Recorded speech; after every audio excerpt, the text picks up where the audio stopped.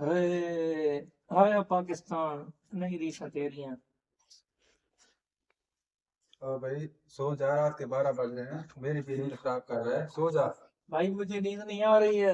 आय हाय पाकिस्तान याद आ रहा है, मैं पाकिस्तान वापस जाना। तो जे हूं तो सो जा।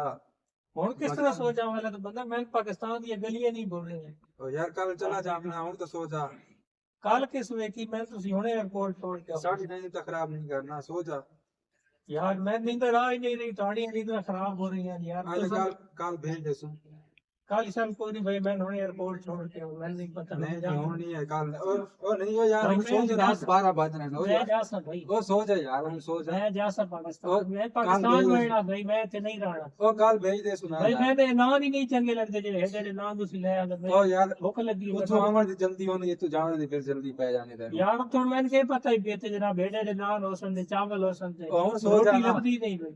भाई हूं सो जा, कल सवेरे तेन एयरपोर्ट छोड़, सो जा। नहीं भाई मैं सो कोई जा। सड़ा ओ मैं भाई सो जा। टिकट कराऊं मैं ओ वापस सो जा, जाना नहीं। आराम कर, सो जा। आना सामने चंगा मैं कोई